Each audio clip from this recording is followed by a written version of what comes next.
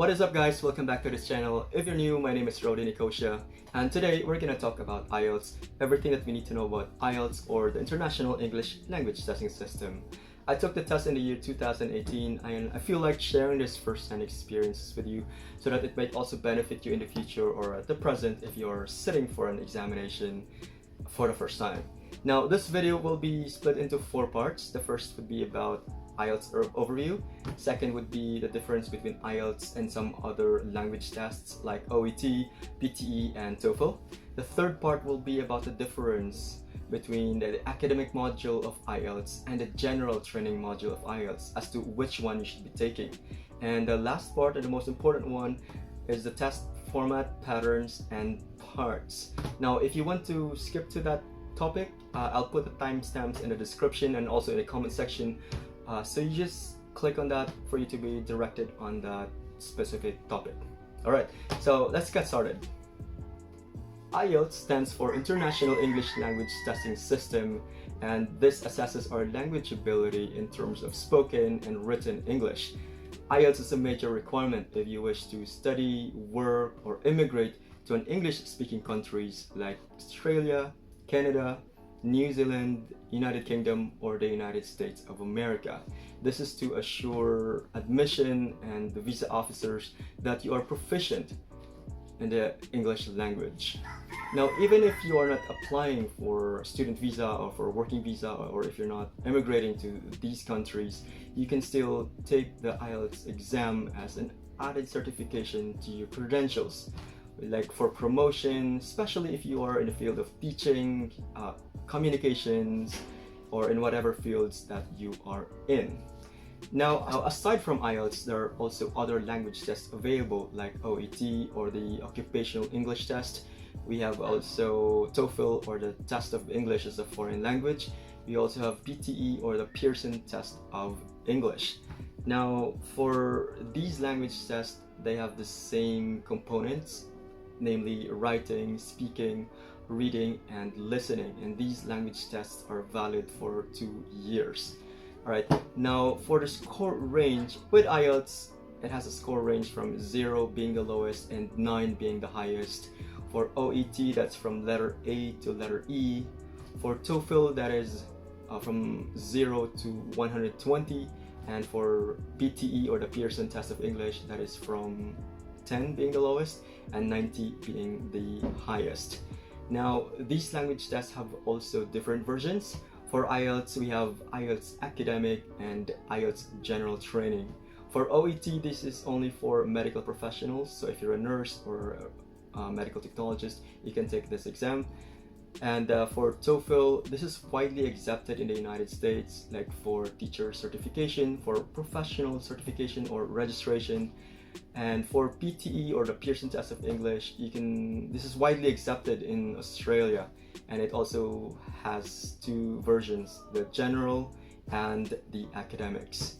Let's go ahead and talk about the difference between the IELTS Academic and IELTS General Training.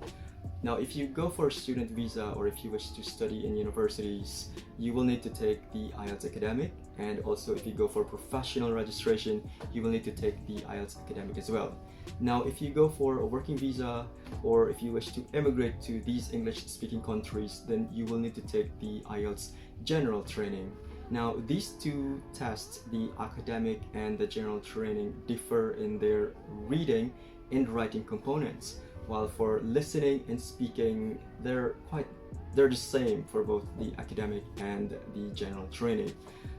You have to take all the 3 from listening, reading, and writing without any breaks in that order, and that your speaking test will be scheduled on the same day, 7 days before the exam or 7 days after the examination.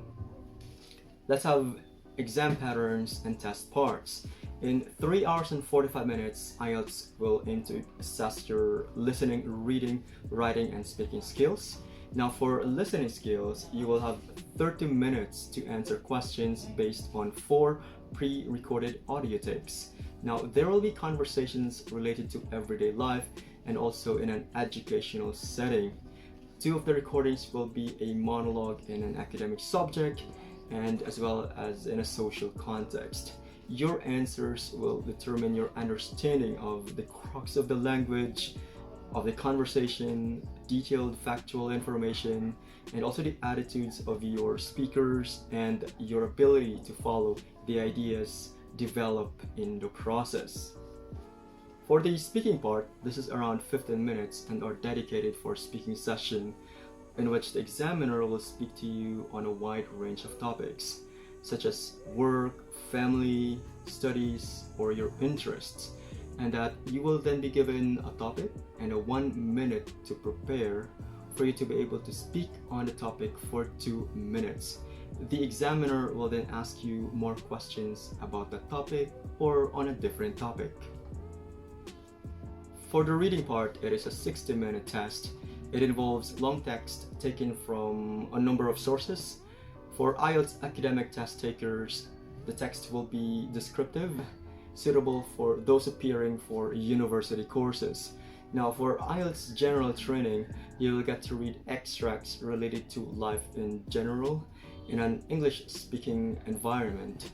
And based on that, you will be required to answer 40 questions, and the purpose of that is to evaluate your reading skills and how well you are able to grasp the logical argument and the writer's opinions. For the writing test, the assessors will judge you based on your ability to describe or summarize some text, data, figures, or tables.